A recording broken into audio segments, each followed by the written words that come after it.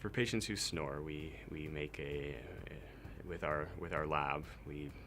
can make a device that can help prevent snoring, and patients can have a more comfortable night. The device is called a mandibular advancement device, and the mandible is the lower part of the jaw, and the device allows it